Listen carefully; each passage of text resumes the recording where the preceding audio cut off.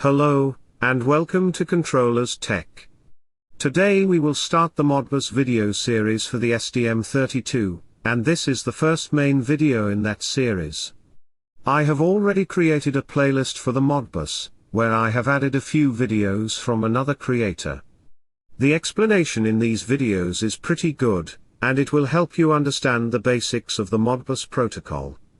If you haven't watched them yet, you should do that before continuing with this video. I will start directly with writing the protocol, and you might not understand a few things. So do check out the videos first.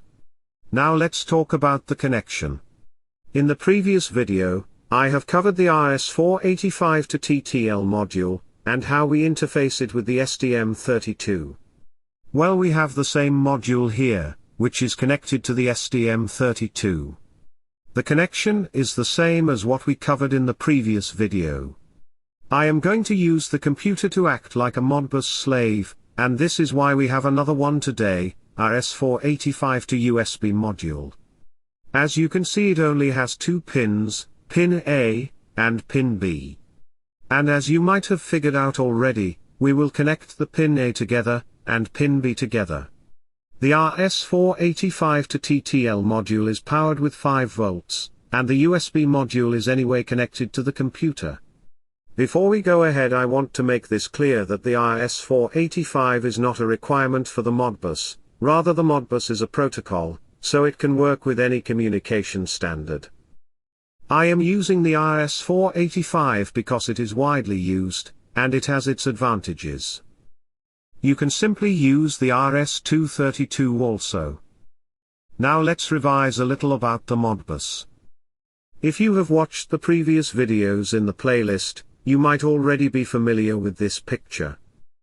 In this video we will use the STM32 as the master, which will only perform the read operation on holding registers and input registers.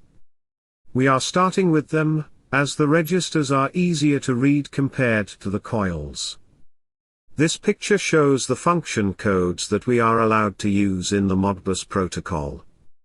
For example, if the master wants to read a coil, it will send the function code 1, or if it wants to read the holding registers, it will send the function code 3. In this video we will be using the function codes 4 for reading input registers, and code 3 for reading holding registers. One more thing you can note here is how much data we can read continuously in each case. So if we are reading the registers, we can only read 125 registers at a time. This is because the maximum data size in the Modbus protocol can be up to 256 bytes. Out of this, 1 byte is occupied by the slave address, another byte for the function code, and 2 bytes for the CRC. The remaining 252 bytes can be used for the data. This data can be anything, and it changes based on master read or write, or in case of slave response. Say for example, if the master is sending a query to the slave, the data will consist of the start address of the memory, and how many points the master wants to read. I am using the term points because the master could read registers or coils, where the registers are 16 bits in size, the coils are only 1 bit. So when the master specifies the points, it means the quantity, based on what it is reading. So 2 points in registers implies 2 registers, which is 32 bits in total, and 2 points in coils implies 2 bits. In case the master wants to write something into the slave memory, the data field now consists of the start address, the number of points, the number of bytes it wants to write, and then the data itself. Notice here that the number of points is followed by the number of bytes. This is because the byte count changes according to what the master is writing into. For example, if the master is writing 8 registers, the byte count would be 16, since each register is 16 bits in size. And if it is writing 8 coils, the byte count would be 1, as each coil is 1 bit. The actual data the master sends also needs to be in the byte format only. We will see this later when we will come to this topic about writing the data into the slave memory. Now let's talk about what we are going to do in this video. As I mentioned before, today we will program the master to read the holding registers and input registers. So the master will only send the query on the Modbus. The format for the same is shown in this picture. We have the slave address occupying 1 byte, the function code occupying 1 byte again, the register start address occupying 2 bytes in total, the number of registers occupying 2 bytes again, and finally the CRC occupying 2 bytes. The register start address and the number of points are split into 2 separate bytes, and we have to provide the high byte first. The CRC is also split into 2 bytes, but here we have to provide the low byte first. In total the master needs to send 8 bytes for the query. Here is an example of the query command. After the slave device receives this request, it will transfer the requested number of data bytes. The response consists of the slave address, function code, the number of actual data bytes slave is going to transmit, the data itself, and at last the CRC. Here you can see the example of slave response. Since the master has to transmit the CRC, it needs to generate the CRC first. This is a separate source file I have created for the CRC. All the values you see here are copied from the PDF provided on the Modbus website. Here is the protocol reference guide I was talking about. It contains all the examples you need to understand the query and response for each case. Anyway, let's go to the bottom of this PDF. Here you can see the table for the CRC values.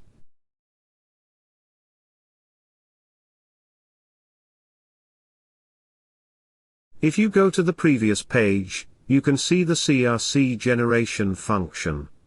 I have used this function in the code.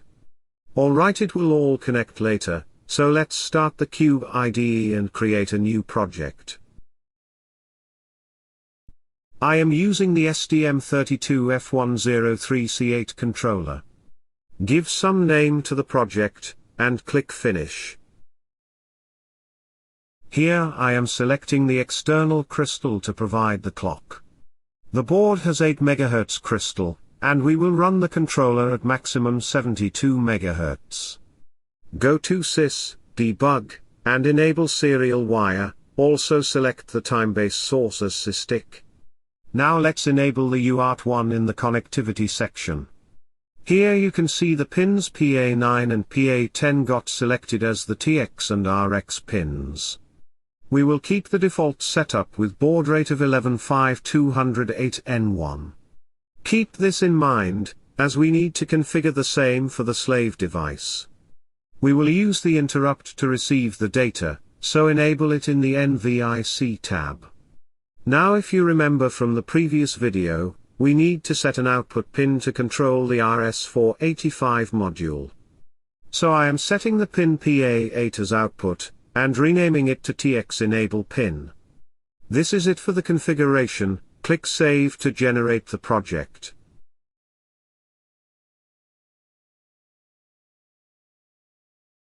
Let's first copy the CRC library files into our project folder. Copy the source file in the source folder, and header file in the include folder. Also we need to include the header file here. Let's start by creating the RX and TX data buffers.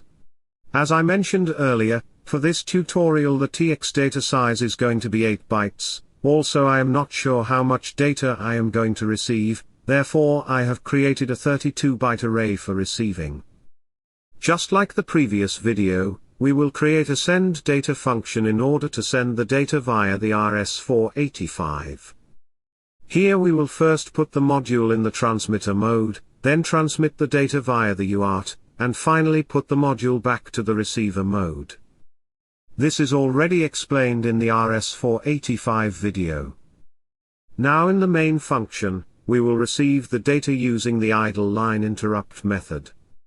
So everything we did so far is covered in the previous video, so watch it if you don't understand this. Now we will prepare our TX data buffer. As per the things we have covered so far, we will start with the slave address.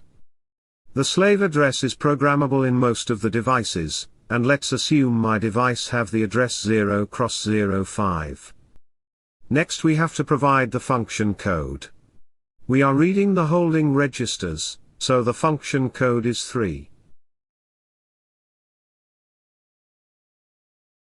Now comes the data, and in the data field we have to first enter the starting address of the register, followed by the number of registers we want to read. But the register addressing in the Modbus is not that simple. Let's understand it. I am using the Simply Modbus slave software in the computer. The free version takes time to load.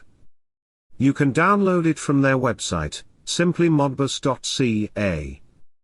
I have installed both master and slave softwares, but today we will be using the slave only. This is how the interface looks like. We will talk about all these parameters in a while, let's just focus on the register address for now. Here if you click the data button, you can see we have all sorts of registers available. This is basically emulating as a slave device, and it have all the registers that might be available in any Modbus compatible device. Here on the top you can see the function code, which we will keep to 3. In case of the holding registers, the register address starts from 40,001. Note here that the offset is also set to 40,001. As per the Modbus standard, this is how it should be, the first register address should be the offset. But there are some vendors who do not follow this, and they might keep the offset at 40,000, or probably 40,002. This is specific to the vendor itself, and you can find the details about it in the PLC datasheet. Here we will go as per the protocol standards, and assume the offset is set to 40,001. The address we need to transfer is the difference between the first register address and the offset. So if we want to read data from 40,001, we actually need to send the address 0. Similarly, for 40,002, we will send the address 1. Then 2 for the 40,003, and so on. I am only displaying 10 values here, so the last register you see is 40,010, and the address for the same will be 9. The last holding register is at the location 50,000, and the address for the same will be 9,999, or 0x270F. So basically the function code 3, combined with the address 0, will automatically mean that the master wants to read the register 40,001. Similarly, if we see the function code 4, which is reading the input registers, the register will range from 30,001 to 40,000. So the function code 4, combined with the address 0, will mean that the master wants to read the register 30,001. This is how the addressing of the registers is done on the Modbus devices. Now the yellow color boxes you see in front of the registers, these are the values I input here. At 40,001, the value stored is 1234. I have stored different values at these locations, and we are programming the master to read these values. Let me input some values for these two registers also. You can only see 10 registers because of this. If you want to see more, you can change it accordingly. So I hope you understood the register addressing in a Modbus device. Let's continue with our code. I am just keeping this explanation, so that you can see what's happening in the code below it. Let's assume I want to read from 40,005, and I want to read 5 values. So the address will be 4. The address should be 2 bytes long, and we need to input the high byte first, so 0. The low byte will be 4. Similarly, there are 2 bytes for the number of registers, with the high byte as 0, and low byte as 5. So we are reading 5 registers, and if you remember each register being 16-bit in size, that means we will be reading 10 bytes in total. The last 2 bytes will be the CRC. To calculate the CRC, we will use this function. We will create a 16-bit variable to store this CRC value. The buffer will be the TX data, and the buffer length will be, how many bytes have we stored in it so far? We have already stored 6 bytes, and the last 2 bytes will be for CRC. The 16-bit CRC will be stored in the variable we created, and now we need to separate it, and store it in our TX buffer. So we will first store the lower byte, and then the high byte. Now the TX data buffer is ready, so we will send it via the UART. After the slave device receives the query, it will respond with the register values. So the STM32 will receive the data, and since we are using the interrupt for the same, the callback will trigger. In case of the idle line interrupt, this receive event callback is called. Well, we don't have anything to process for now, so we will just add the breakpoint here later. Seems like we have a lot of issues. The CRC is already defined, so I am changing it to a small case.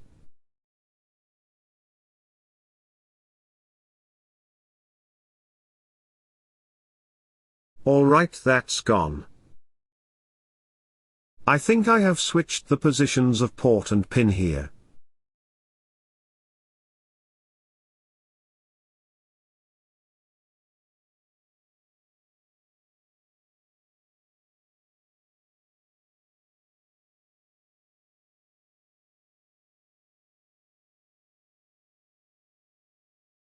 Alright, everything is fine now.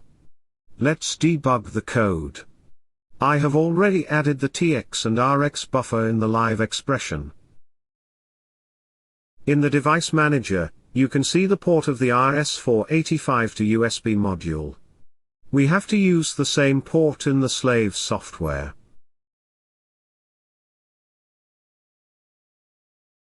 Also make sure the configuration here is same as what we did for the UART in the CubeMX. Slave ID is 5. Everything is fine, so let's put a breakpoint in the callback function, and run the debugger. I am also putting a breakpoint before sending the data. Let's see, in the TX buffer we have the slave ID, function code, start address, number of registers, and the CRC. Everything seems okay. Alright, we have hit the callback function. This means the master have received some data from the slave device. Let's first see what is happening on the slave software. Here everything is green, which means all checks were fine. Here you can see the query sent by the master. We have the slave ID, function code, starting register address, number of registers to read, and the CRC. Below that, everything is framed properly.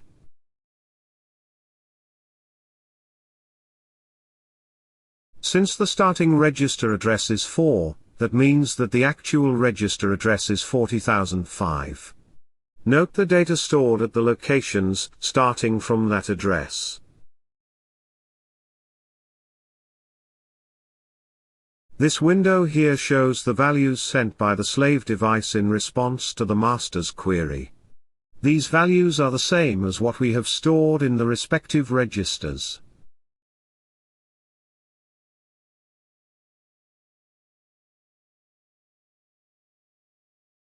This window shows the actual response sent by the slave device. Here we have the slave address, the function code, then the number of data bytes the slave is going to send. Here the slave is sending 10 bytes of data, 2 bytes for each register. Then we have the 2 bytes of the CRC in the end. Before we check out this data in the debugger, note that I have switched the number format to hexadecimal. You need to restart the debugger after making this change, or else it will not reflect.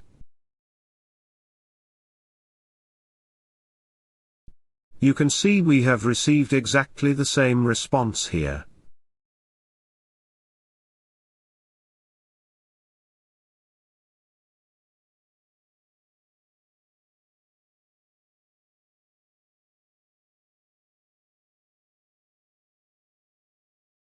The next step for us would be to extract the 16-bit values from this response. We will write the code for the same inside the callback function itself. Let's define a 16-bit array to store these values. Keep in mind that the first 3 bytes of the response are always fixed, and the data actually starts from the 4th byte. Also note that the data is sent in a way that higher byte is sent first, followed by the lower byte. So we will shift the higher byte to the left by 8 positions, and then added it with the lower byte. This will combine 2 bytes into a single 16-bit value. We will do the same for all the 10 bytes we have received.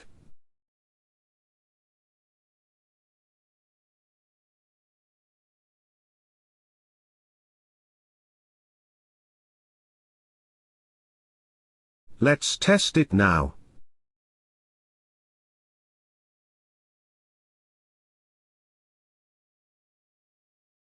You can see the hexadecimal values are same as sent by the slave device. If you want to see the decimal result, you need to change the number format again. And restart the debugger for the changes to take effect.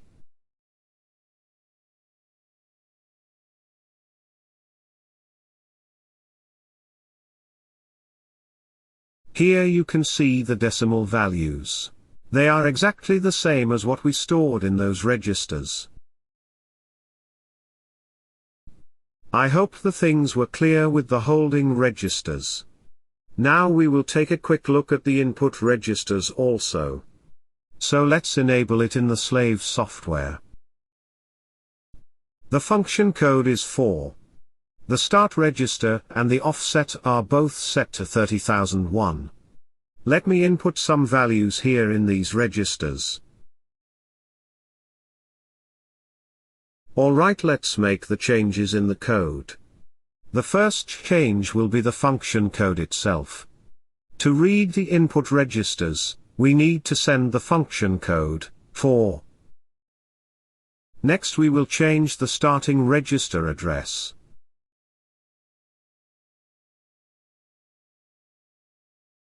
I am giving the address 1, that means we will start reading from the register 30,002. Let's keep the rest of them the same. We will be reading 5 registers again, and the CRC will be calculated in the similar manner. Let's build and debug the code. Put the breakpoint in the callback function, and run the code again. It's not hitting the breakpoint. Since it's a demo version, I guess we can only run it for some time. Let me restart the software.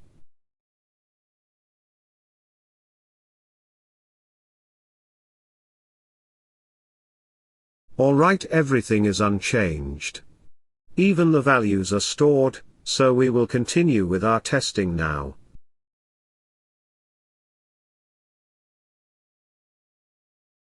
This time we hit the breakpoint. You can see the query has the function code 4, the register address 1, and the number of registers are 5. And the data transmitted by the slave device is same as what we stored in the respective register. Here we have got the data stored in the input registers. The 5th one is 0, because we didn't extract it, but it's fine. So this was the start of the Modbus series, where we covered how to read the holding and input registers. In the next video we will read the coils, and discrete inputs. We will start the video from where we left off this one. You can download the code from the link in the description. Keep watching, and have a nice day ahead.